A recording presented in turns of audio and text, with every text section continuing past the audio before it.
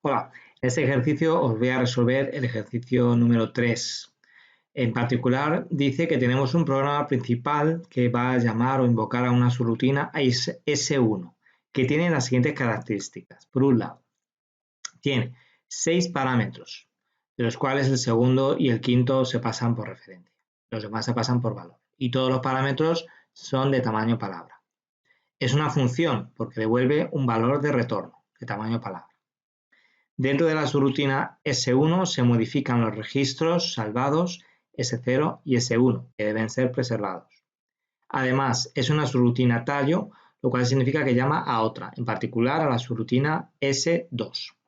También usa varios registros temporales, pero de ellos solo necesita mantener o preservar el T3, ¿vale? Como va a llamar a la subrutina S2, seguramente el T3 también se modificará, con lo cual también tendremos que salvaguardar este registro. Y por último, hay una variable local, es una estructura. Como es una variable local de la subrutina S1, deberá almacenarse en la pila. Esta estructura tiene un entero llamado X, otro entero llamado Y y un char, es decir, un byte llamado C, y que también tendremos que guardar en la pila. Por otro lado, la subrutina S2. Sabemos que tiene también 6 parámetros, de los cuales el tercero y el sexto se pasan por referencia, los demás por valor. Es una subrutina hoja, con lo cual no llama a otras. Y por último, modifica el contenido de todos los registros temporales y además del registro S0. Entonces nos piden, con toda esta idea, dibujar la pila durante la ejecución más profunda del programa, es decir, durante la subrutina S2, e indicar qué partes corresponden al programa principal, a la subrutina 1 y a la subrutina 2. Es decir, indicar los marcos de pila de cada una de las partes del programa y, por supuesto, dar el rango de direcciones, el contenido de cada dirección, etcétera, etcétera. Bueno, el programa principal, como siempre, creará un hueco de 16 bytes para los primeros argumentos, pero, claro, como tiene la primera subrutina, tiene 6 parámetros, no nos caben todos en los registros habituales, que son solo 4. Por lo tanto, el quinto y el sexto parámetro de S1 también deberán estar en la pila. Con lo cual ya no tenemos un marco de pila de tamaño 16, tendremos 16 bytes de hueco para los primeros argumentos en blanco, se tocan por parte del programa principal, más 2 palabras, que son los 2 argumentos que hemos indicado, el quinto y el sexto. Luego el marco de pila del programa principal tendrá 24 bytes, que es perfectamente múltiplo de 8, así que genial. Ese es el contenido de los primeros argumentos, de los primeros registros. El A0 contendrá una copia del primer argumento. A1 tendrá, como se pasaba por referencia, no tiene una copia, sino una dirección o un puntero al segundo argumento. El registro A2 tendrá una copia del tercer parámetro o argumento y el cuarto registro otra copia del cuarto parámetro. ¿Qué aspecto tendrá el marco de pila del programa principal antes de saltar a la subrutina?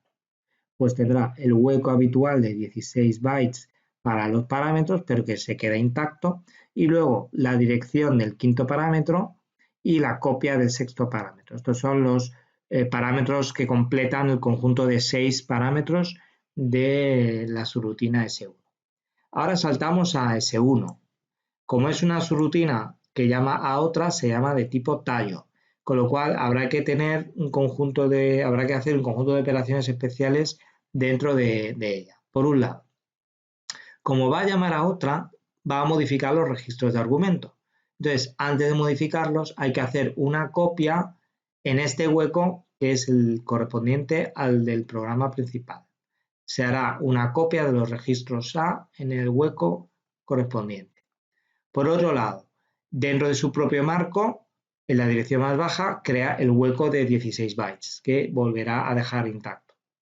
Por otro lado, como la subrutina a la que se invoca S2 también tiene 6 parámetros, meteremos en la pila el quinto y el sexto parámetro. Luego se nos dice que en la subrutina S1 utiliza dos registros salvados. Las subrutinas no tienen permiso para modificar los registros salvados. Si los quieren utilizar, deben salvaguardarlos. Por lo tanto, habrá que hacer también una copia de S0 y S1. Porque estos registros espera recuperarlos con su valor original el programa principal, que es el invocador respecto de S1. Pero por otro lado, como S1 también invoca a S2, como invocador que es, también debe salvaguardar el registro T3, que es temporal, porque la subrutina S2 podría modificarlo. Entonces, habrá una salvaguarda de 3 registros, 1, 2 y 3. Además, como es una subrutina tallo, hay que guardar la dirección de retorno RA para saber volver al programa principal. Si lleváis la cuenta, se nos va a descuadrar el marco de pila. Entonces, vamos a necesitar un hueco de una palabra, son 4 bytes, para que el conjunto del marco de pila de la subrutina S1 tenga tamaño múltiplo de 8. Y luego, por último, en la parte superior, en las direcciones más altas de su marco, colocamos la variable local. La variable local tiene 3 palabras. En una está, había 2 enteros, un entero en una palabra, otro entero en otra palabra. Y luego, en otra palabra, que son 4 bytes, usamos uno de los bytes para el char y luego hay 3 bytes inutilizados, ¿vale? De hueco. En total 12 bytes. Entonces, si hacemos cuentas, el total del marco de pila de la subrutina S1 tiene tamaño de 56, que es múltiplo de 8.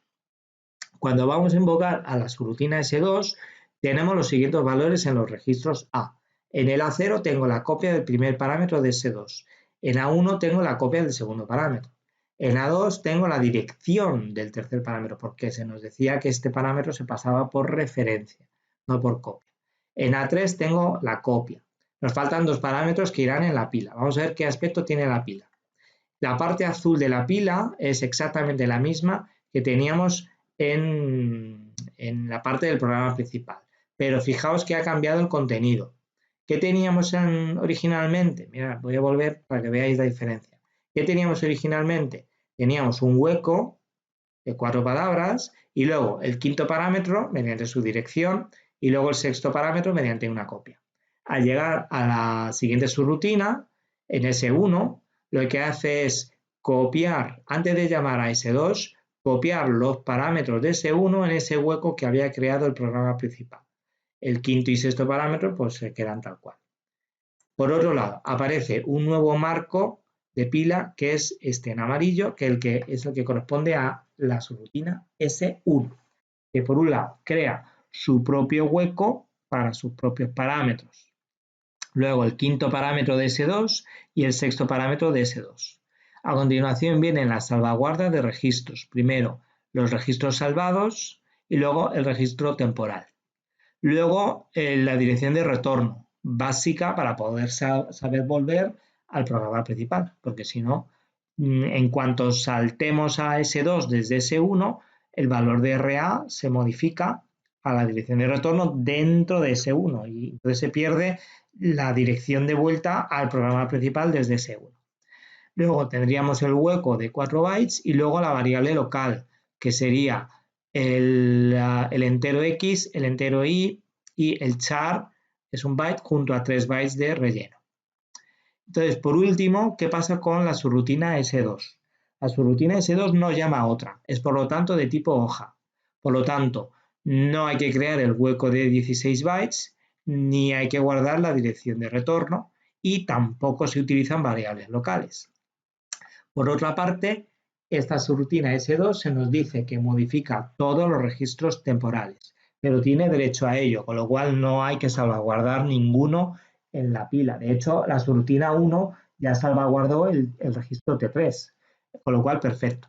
Pero la subrutina S2 sí modifica el registro salvado S0 y este registro hay que guardarlo en la pila, ¿vale? Porque la subrutina S1, que es la que ha invocado a S2, espera el valor, digamos, original en S0. Con lo cual, solo hay que meter una palabra, pero como se nos dice en el convenio que el marco de pila debe ser múltiplo de 8, habrá que meter un hueco para que sea totalmente múltiplo de 8. Vamos a ver entonces. La pila, la parte superior en azul es la del programa principal, esa parte no ha cambiado.